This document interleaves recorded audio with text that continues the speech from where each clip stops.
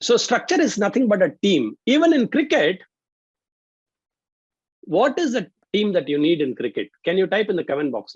If you're in cricket, what all do you need? What are the roles that you need in cricket? In the game of cricket? What are the roles that you need? Batsman, bowler, coach, captain. Okay, all that is needed. And even if there is a limitation of one of this, do you all agree that we cannot perform to the best of our abilities? Do you all agree with that?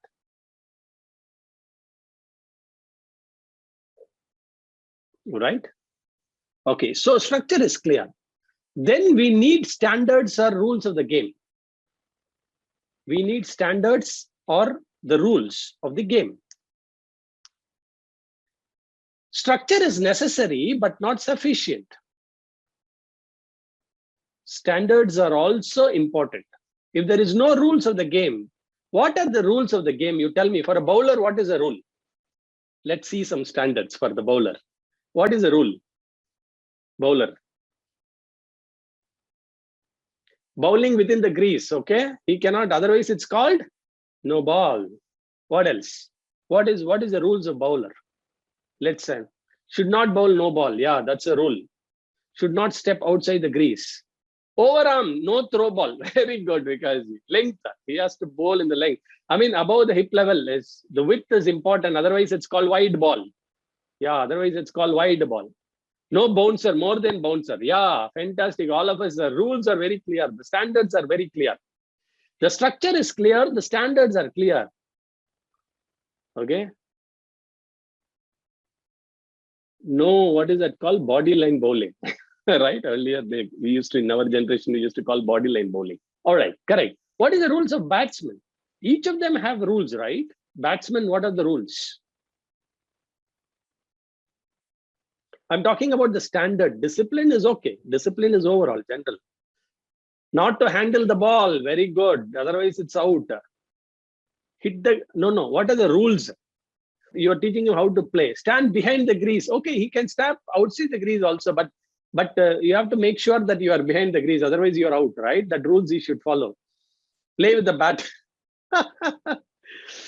Release the ball, cannot cross foul line. It looks like proper attire is required. Use the bat only for placing the ball. Yeah. How about for scoring runs? There is a rule, no? When he's taking one run, he has to touch the crease and come. That's a rule for this thing. Okay, he cannot hit the wickets. No short runs. Correct. Great. Okay. All of us are very clear about the standards for a batsman. What is the standard fielder? I don't know. Any standard for the fielder? Rules for the fielder? During first, what is that? It's a power over, is it? What is that called? In the IPL, power play. Yeah, there are some rules for the fielders, right? No catch outside the boundary, correct? Power play, yeah, no tampering ball. Wow, that's a good. Now, friends, you might be wondering what this guy is up to. We are talking about fivers and we are talking about something else. But do you think this is more important than actually learning fivers, right? And that's what I wanted to share with you. Okay, then the review. And because I want everybody to feel that whatever we are discussing, every bit of it is very useful, very valuable. Okay, I don't want to discuss anything that is unimportant or somebody feels out of subject. This is the most important part of fivers. Okay, the third thing is review. Okay, third thing is a review. What is a review in cricket? Or in any game for that matter? Let's see some thoughts. Okay, review during playing is okay. Review doing playing is okay. Yeah, review is, scoreboard is a review, correct. Only then you can play. Umpiring is a review. Plan is also a review, right? Players' performance, excellent, that's a review. Players' performance, we are coming close. Review session after finishing the game, most important. Fantastic. Okay, so you can watch the replay also. Fantastic, that's also a good idea. So review is more important, right?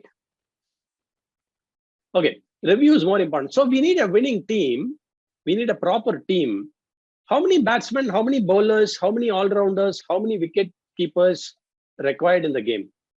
Let's have the structure properly. For cricket, totally how many players required for playing the game? Structure. Let's get the structure right. 11 players enough. 11 players enough. Plus one. Okay. Okay, 11 is for playing the game. Right. Okay, all 5 to 6. Okay, we got the structure ready. Because we are going to talk about 5S committee also. In 5S committee also, you need a structure, right? We will have one leader. We will have one auditor. We will have the coordinators and stuff like that. We'll have a structure there also in 5S, okay?